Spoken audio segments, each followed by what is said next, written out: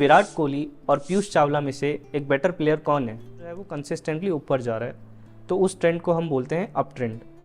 एक पॉइंट के बाद से वो स्टॉक हमेशा नीचे ही गिरता जा रहा है and that is called a down trend. Up trend और डाउन ट्रेंड को निफ्टी के चार्ट से समझते हैं। हेलो फ्रेंड्स, कैसे हैं आप सब? स्वागत है आपका इस नए वीडियो में। लास्ट वीडियो में हमने स्टॉक मार्केट में टेक्निकल एनालिसिस की इंपॉर्टेंस के बारे में बात करी थी। आज हम उसी डिस्कशन को कंटिन्यू करेंगे और टेक्निकल एनालिसिस की सबसे बेसिक बट सबसे इम्पॉर्टेंट चीज़ के बारे में बात करेंगे, जो कि है ट्रेंड ऑफ अ स्टॉक। अच्छा, तो अगर मैं आप लोगों से पूछूं कि विराट कोहली और पीयूष चावला में से एक बेटर प्लेयर कौन है, तो undoubtedly the answer will be Virat Kohli. But why? Because हमें उन दोनों की हिस्ट्री पता है, उनका ट्रैक रिकॉर्ड पता है। हमें पता है कि विराट कोहली ने अपनी कंट्री के लिए कितने रन स्कोर किए, कितने डिफ़िकल्ट सिचुएशंस में हमें मैचेस जिताए हैं। On the other hand Piyush Chawla भी अच्छे प्लेयर हैं, but he is not as good as Virat Kohli. ये भी हमें उनके ट्रैक रिकॉर्ड से पता है। तो आइए अब उस सेम चीज़ को ना हम स्टॉक मार्केट में कनेक्ट करते हैं।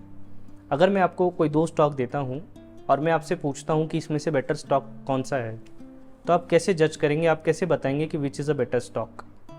तो हम ये सेम चीज़ स्टॉक मार्केट में अप्लाई करेंगे। हम उन दोनों स्टॉक्स के चार्ट्स देखेंगे और उनकी हिस्ट्री देखेंगे कि उन्होंने हिस्टोरिकली कैसे रिटर्न्स दिए, राइट? और उस बेसिस पे हमें ये पता चलेगा कि कौन सा स्टॉक बेटर है। तो इसे हम ना दो एग्जांपल से समझते हैं।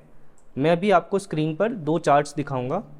मैं उन स्टॉक्स के नाम रिवील नहीं करूंगा अभी, बस उन स्टॉक्स की, उन चार्ट्स की हिस्ट्री देखकर हमें डिसाइड करेंगे कि विच stock is better and which is not.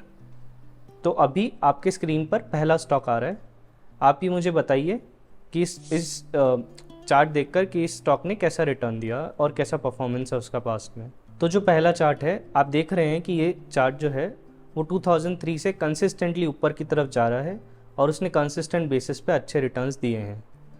तो हम बिना स्टॉक का नाम रिवील करे ये कह सकते हैं कि ये एक अच्छी कंपनी है, बिकॉज इसका स्टॉक परफॉर्मेंस ऊपर की तरफ है। इसका मतलब इसने कंसिस्टेंटली मार्केट में अच्छा प्रॉफिट जनरेट किया होगा, रेवेन्यूज़ अच्छे होंगे, फाइनेंशियल्स अच्छे होंगे, तभी कहीं ना कहीं ये स्टॉक कंटिन्यूसली ऊपर जा रहा है इतने सालों से, राइट सिंस 2003।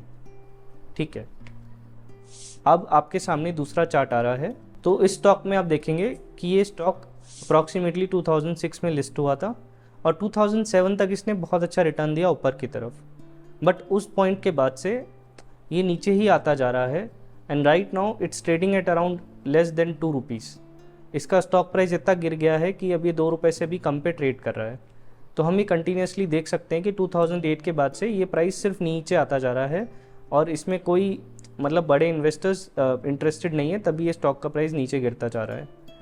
तो अगर आप कंपनी वाइज कंपेयर करेंगे तो आपको ये पता चलेगा कि दूसरा स्टॉक जो है वो बिल्कुल अच्छा नहीं है, बिकॉज प्राइस नीचे गिरता जा रहा है, whereas the first stock is good because वो कंटिन्यूसली ऊपर जाता जा रहा है। तो सिर्फ एक स्टॉक का चार्ट देखने से आपको ये समझ में आ गया कि ये कंपनी अच्छी है या नहीं है लॉन्ग टर्म बेसिस पे। तो अब मैं उन स्टॉक्स के नाम रिवील कर रहा हूँ। जो पहला स्टॉक था वो था एशियन पेंट्स, जिसने कंसिस्टेंटली 2003 से अच्छे रिटर्न्स दिए। And the other stock is Reliance Communications which is Anil Ambani's company, जो कि 2006-07 में बहुत ही अच्छा परफॉर्म कर रही थी। बट उसके बाद से आपको पता है कि उस ग्रुप में, पूरे ग्रुप में फाइनेंशियल क्राइसिस हुए और तब से वो स्टॉक में रिफ्लेक्ट हो रहे हैं। तो आप सिर्फ स्टॉक देख के ये बता सकते हैं कि कंपनी का ओवरव्यू कैसा होगा। ठीक है, अब ट्रेंड को ना फॉर्मली डिफाइन करते हैं। तो जो फर्स्ट चार्ट मैंने आपको दिखाया था एशियन पेंट्स का, उसमें स्टॉक जो है वो कंसिस्टेंटली ऊपर जा रहा है, तो उस ट्रेंड को हम बोलते हैं up trend, which is good for a stock और अ कंपनी। जो सेकंड चार्ट मैंने आपको दिखाया वो था रिलायंस कम्युनिकेशंस का, जिसमें एक पॉइंट के बाद से वो स्टॉक हमेशा नीचे ही गिरता जा रहा है and that is called a down trend. एक तीसरा ट्रेंड भी होता है जिसके अंदर वो स्टॉक कहीं नहीं जाता है, बस एक रेंज में ट्रेड करता रहता है। Like for example Reliance industries from 2009 to 2017 एक साइडवेज रेंज में फंस गया था and that trend is called a sideways trend. तो अब ट्रेंड आइडेंटिफिकेशन से ना आपको क्या एडवांटेज होता है कि अगर आपको कोई भी स्टॉक सेलेक्ट करना है स्टार्टिंग के अंदर कि ये स्टॉक अच्छा है या नहीं है, तो आप सबसे पहले बिना कुछ देखे, बिना कुछ सुने, सबसे पहले उस स्टॉक का ट्रेंड देखिए और ये देखिए कि ये स्टॉक ने लॉन्ग टर्म में कैसा परफॉर्म किया। अगर ये स्टॉक डाउन ट्रेंड में है तो आपको उसके अंदर एंटर नहीं करना है। कोई कुछ भी बोले, कितना भी अच्छा न्यूज़ आ जाए, कुछ भी हो जाए, आपको स्टॉक के अंदर एंटर नहीं करना है। अगर वो स्टॉक अप ट्रेंड में है तो ही आपको अपनी वॉच लिस्ट में उसे रखना है एंड फर्दर बाइंग के बारे में उसके बारे में सोचना है। नाउ मैं ये नहीं बोल रहा हूँ कि अगर वो स्टॉक अप ट्रेंड में है तो ऑन द स्पॉट उसको बाई कर लिया जाए। एटलीस्ट आपको एक कॉन्सेप्ट मिल गया है कि this stock is good and this can be bought at some point in time, अभी नहीं राइट नाउ बट कभी तो बाई कर सकते हैं। तो ट्रेंड का यूज़ करके आपने एक बेसिक फिल्टरिंग लगा दी है। जनरली मार्केट में क्या होता है ना, जो स्टॉक अप ट्रेंड में होता है, जो अच्छे से ऊपर जा रहा होता है, जिसको लोग बाय कर रहे होते हैं, उस स्टॉक के बारे में ज़्यादा कोई न्यूज़ नहीं आती है।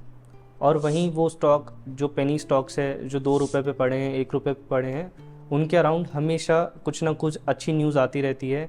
जो न्यू इन्वेस्टर्स होते हैं उनको हमेशा ऐसे फंसाने की कोशिश की जाती है कि ये स्टॉक्स बहुत ही अच्छे हैं, इसमें कुछ न्यूज़ आने वाली है, 2 रुपये का स्टॉक है, 5 रुपये हो जाएगा, 20 रुपये हो जाएगा और आप दिन रातों रात करोड़पति बन जाएंगे। But technical analysis simply suggest कि जो स्टॉक डाउन ट्रेंड में है आपको उसको एट दैट पॉइंट बाई नहीं करना है, और जो स्टॉक अप ट्रेंड में है आपको सिर्फ और सिर्फ उसी स्टॉक में फोकस करना है। और उसके अलावा जो साइडवेज ट्रेंड में है उसको भी आपको अपनी वॉच लिस्ट में आप रख सकते हैं, because it's in sideways trend, वो एटलीस्ट नीचे नहीं जा रहा है। बट जब तक वो उस रेंज को ब्रेक नहीं करता है ऊपर की तरफ, आपको उसको बाई करने के बारे में नहीं सोचना है। तो अब हम अप ट्रेंड और डाउन ट्रेंड को निफ्टी के चार्ट से समझते हैं। तो मैंने यहाँ पर निफ्टी का चार्ट लिया है after the Covid crash in 2020, इन मार्च 2020। आप देखेंगे यहाँ से निफ्टी ने आफ्टर द क्रैश ऊपर चलना शुरू किया। तो अप ट्रेंड का क्या निशानी होता है कि जब कोई भी स्टॉक ऊपर चलता है तो थोड़ा सा पुल बैक आता है आफ्टर सम टाइम, बिकॉज कुछ लोग यहाँ पे प्रॉफिट बुक करते हैं। बट वो प्रॉफिट बुकिंग इतनी स्ट्रांग नहीं होती है कि जहाँ से उसने चलना शुरू किया था ना उस पॉइंट को ब्रीच कर दे, उसके नीचे आ जाए। वो थोड़ा सा प्रॉफिट बुक करता है और फिर और स्ट्रांगली ऊपर की साइड जाता है, बिकॉज और नई बाइंग आ जाती है। तो अप ट्रेंड में क्या, अप ट्रेंड की ये निशानी होती है कि जब वो नीचे जाता है प्रॉफिट बुक करने, तब वो अपने प्रीवियस लो को ब्रेक नहीं करता, और जब वो ऊपर जाता है तो वो इतना स्ट्रांगली ऊपर जाता है कि वो अपने प्रीवियस हाई को ब्रेक करते हुए ऊपर चला जाता है। This is up trend. ये अप ट्रेंड का डेफिनेशन होता है कि यहाँ पे ना हायर हाइज और हायर लोज बनते हैं। जो नया हाई होता है वो पिछले वाले हाई से ऊपर होता है, जैसे कि आप यहाँ देखेंगे कि जो नया हाई है ये वाला, वो पिछले वाले हाई से ऊपर है, और जो नया लो होता है वो अपने पुराने लो से ऊपर होता है। जैसे ये एक पुराना लो था और ये नया लो है, तो जो नया लो है वो पुराने लो से ऊपर है। तो आप देखेंगे कि यहाँ पे निफ्टी ने 2020 से लेकर 2021 तक ये ट्रेंड फॉलो किया। ये पहला हायर हाई बनाया, यहाँ पे दूसरा, यहाँ पे तीसरा, यहाँ पे चौथा, and then it's the 5th one. तो ये क्लासिक अप ट्रेंड था जो निफ्टी ने ऑलमोस्ट 1.5 ईयर्स फॉलो किया। ठीक है, तो आप समझ गए होंगे कि अप ट्रेंड को कैसे अपन डिफाइन करेंगे। तो अगर आपको कोई भी स्टॉक में ऐसे टाइप का कुछ पैटर्न दिख रहा है, अप ट्रेंड ऊपर जाते हुए कोई भी स्टॉक, तो आप उसको फिल्टर करेंगे कि okay that's a good stock, अभी वो अच्छा चल रहा है। Now let's come to understand what is down trend. तो इसी चार्ट में इस पॉइंट के बाद आप देखेंगे कि निफ्टी ने यहाँ पे एक अप ट्रेंड क्रिएट किया, बट जब उसने यहाँ पे एक स्विंग लो लिया तो उसने अपना प्रीवियस लो ब्रेक नहीं करा, विच इज़ फाइन। बट जब वो स्ट्रांगली ऊपर जाने लगा तो यहाँ पे प्रॉब्लम हो गया, बिकॉज उसने अपना पुराना हाई ब्रेक नहीं करा। This was the old high which was around 18,600। जब सेकेंड बार उसने स्विंग लिया तो उसने अपना पुराना हाई ब्रेक नहीं किया। तो यहाँ पे आपको क्वेश्चन हो जाना था कि यहाँ पे ट्रेंड लूज पड़ रहा है, यहाँ पे ट्रेंड वीक हो रहा है। ठीक है, और इस पॉइंट पे आपको ये समझ जाना चाहिए था कि now a down trend may start from here, at least it's an end of the up trend अभी के लिए। तो अब यहीं सेम चार्ट में आप डाउन ट्रेंड देख रहे हैं। डाउन ट्रेंड में क्या होता है कि जैसे ही एक स्टॉक ऊपर जा रहा था अप ट्रेंड में, वैसे ही वो डाउन ट्रेंड में नीचे आने लगता है। वो जो एक दूसरा हाई बनाता है वो पिछले वाले हाई से नीचे होता है, और जो वो एक दूसरा लो बनाता है, जैसे यहाँ पे उसने लो बनाया है, वो पिछले वाले लो से नीचे होता है। तो इसलिए इसको फॉर्मली हम डिफाइन करते हैं lower highs and lower lows, exactly opposite to what we defined in the up trend. ठीक है, तो इसका जो दूसरा हाई है वो पिछले वाले हाई से नीचे है, और जो इसका दूसरा लो है वो पिछले वाले लो से नीचे है। तो आई होप आपको निफ्टी के इस चार्ट में ये दोनों चीज़ें समझ में आई होगी कि यहाँ पे देखो आप नीचे गिर रहा है इन अ क्लासिक पैटर्न, तो ये हो गया डाउन ट्रेंड, और यहाँ पे क्लासिकली ऊपर जा रहा था, तो दिस इज़ अप ट्रेंड। अब हमने इसी वीडियो में रिलायंस कम्युनिकेशंस की बात करी थी, राइट, जब हम डाउन ट्रेंड डिफाइन कर रहे थे। तो आइए चार्ट से देखते हैं कि यहाँ पे हमको कैसे पता चलता है कि डाउन ट्रेंड स्टार्ट हो गया है इसमें। वहाँ से आप देखेंगे तो स्टॉक ने अच्छा अप ट्रेंड दिया, ऊपर की तरफ जा रहा था, बट इस पॉइंट पे वो एकदम कंटिन्यूसली नीचे आने लगा, और यहाँ पे वो स्विंग लोज बनाने लगा, राइट। वो नीचे गिरा, फिर थोड़ा सा ऊपर गया, फिर नीचे गिरा, उसके बाद हमेशा पुल बैक लिया, बट वो पिछला पुल बैक इतना स्ट्रांग नहीं होता था, और कॉन्स्टेंटली वो नीचे गिरने लगा। आप यहाँ पे बस उसका एक बार ट्रेंड देख के आइडेंटिफाई कर सकते हैं कि वो स्टॉक कहीं कभी 800 रुपये का होता था and now that stock is trading at 1.7 rupees. ठीक है, और आप चार्ट की हिस्ट्री देख के ये पता कर सकते हैं कि किसी भी पॉइंट पे ये स्टॉक अप ट्रेंड में नहीं था एक्सेप्ट फ्रॉम 2006 टू 2007 के एंड तक। उसके बाद स्टॉक को लेने का कोई फ़ायदा कभी नहीं था। और आज भी अगर आपको कोई बोले कि रिलायंस कम्युनिकेशंस में इन्वेस्ट कर दीजिए बिकॉज कुछ तो अच्छा होने वाला है, तो आप उसकी बात पे बिल्कुल बिलीव नहीं कर सकते हैं बिकॉज ये स्टॉक का हिस्ट्री बिल्कुल अच्छा नहीं था। इतने सालों में गिरने के बाद, कंटिन्यूस डाउन ट्रेंड शो करने के बाद अब वो मतलब एक पेनिंग स्टॉक बन गया है और 2 रुपये से भी कम पे ट्रेड कर रहा है। तो you need to avoid such kind of stocks. अब लास्ट हम एक साइडवेज ट्रेंड का एग्जांपल देखते हैं so that you will be clear with all the 3 type of trends. अब हम एक साइडवेज ट्रेंड का एग्जांपल देखते हैं। ये एग्जांपल है रिलायंस इंडस्ट्रीज़ का। तो आप देखेंगे कि स्टार्टिंग में ये स्टॉक ऊपर की तरफ चल रहा था, बट 2008 के क्रैश के बाद ये थोड़ा सा ऊपर आया, बट उसके बाद आप देखेंगे कि अप्रॉक्सीमेटली 2017 तक, विच इज़ 8 ईयर्स, उसने बिल्कुल कोई रिटर्न्स नहीं दिए। It was trading in a sideways range. ठीक है, तो आपको ऐसे स्टॉक्स में आइडियली उस पॉइंट पे एंट्री नहीं लेनी है जब वो एक रेंज क्रिएट कर रहा है, बिकॉज आपको नहीं पता है कि वो रेंज कब ब्रेक करेगा। ये होता है एक sideways trend which looks good, which is not a down trend, it is better compare to a down trend. But इसमें क्या हो सकता है ना कि आपको टाइमिंग वाइज पता नहीं है कि आपका जो मनी है वो कितने टाइम तक ब्लॉक हो जाएगा इसके अंदर। यू नेवर नो कि वो रेंज कब ब्रेक करेगा। आइडियली इसके अंदर आपको इन्वेस्ट तभी करना चाहिए जब वो ये रेंज ब्रेक कर दे।